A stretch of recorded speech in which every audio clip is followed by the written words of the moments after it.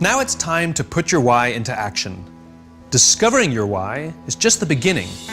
In order to enjoy all the benefits of having a clearly articulated why, you'll need to have the courage and discipline to use it. Like Thomas Edison said, vision without execution is hallucination. No one's coming to push you. No one's coming to tell you to turn the TV off. No one's coming to tell you to get out the door and exercise. The bottom line is, no one's coming.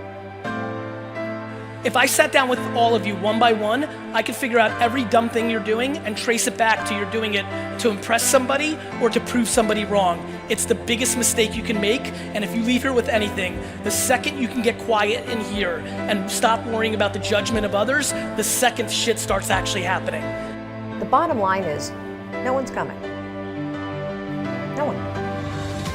No one's coming to push you. No one's coming to tell you to turn the TV off. No one's coming to tell you to get out the door and exercise.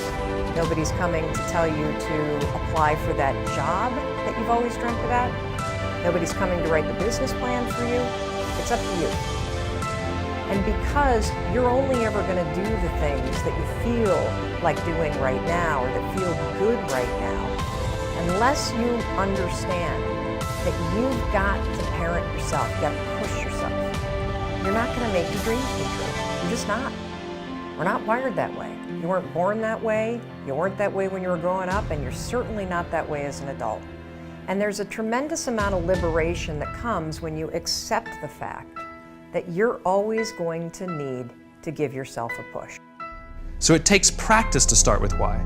Like riding a bicycle, at first we're unsure, unsteady.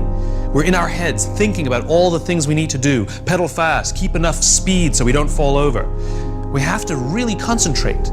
We may even fall over, even scrape our knees, but we get back on the bike and try again. And eventually, it becomes natural. Starting with why is no different. At first, it feels awkward. It may not even work, but with practice, it will become so natural that you won't even be able to imagine a time when you couldn't do it. Just like riding a bicycle. In time, your why will act as a filter for many of the decisions and choices you make. It becomes a tool to help you find a job or seize an opportunity in which you're more likely to succeed. It removes a lot of the guessing. Losing my whole life is the greatest fucking thing that happened. I cried every time. My mom was happy about it. This is a very simple binary game. In life and in business, you are either on the offense or you're on the defense. Way too many of you are sitting here right now and thinking you're in the middle. There is no middle.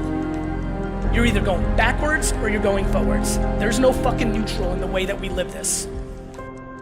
If you do too many things that aren't a good fit, you'll feel uncomfortable and people will feel that you're being inauthentic. On the other hand, when you start with why, your ability to stand out, find support, and work to all your natural strengths will flourish. With practice, you will learn to trust your why.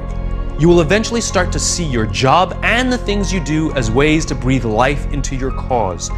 And the better you get at it, the more you will feel that your life and everything you do has purpose. The best way to implement your why is to work at it slowly. You don't have to do all the tips we suggest.